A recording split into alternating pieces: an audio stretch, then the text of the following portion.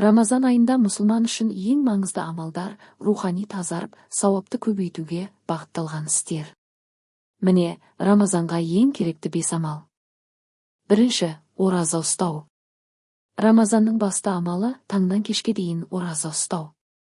Бұл тек тамақ пен судан тыйылу емес, жаман сөзден, ашудан, өсектен де сақтану.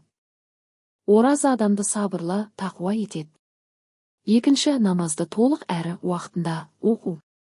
5 уақыт намазды қалдырмай оқу Рамазанда ерекше сауапты. Сонымен қатар тараух намазын оқуда өте маңызды. Намаз жүректі тазартып Аллаға жақындатады. Үшінші, Құран оқу. Рамазан Құран түскен ай. Сондықтан бұл айда Құранды көбірек оқу, түсінуге тырысу, тыңдау үлкен сауап. Күніне аз болса да тұрақты оқу пайдалы. Төртінші, садақа беру. Кедей-кепшікке көмектесу, ауызашар беру, қайырымдылық жасау Рамазанда еселеніп сауап жазылады. Жақсылық жасау жүректі жұмсартады. Бесінші, дұға мен тәубе. Рамазан дұға қабыл болатын ай. Көп дұға жасап, өткен қателіктерге тәубе ету, кешірім сұрау керек. Әсіресе қадір түнін іздеп, сол түнде көп дұға ету маңызды.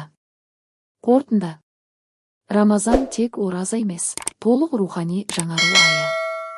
Ниетті түзеп, жақсы амалдарды көбейтсек, бұл ай бізге үлкен береке мен кешірім әкеледі.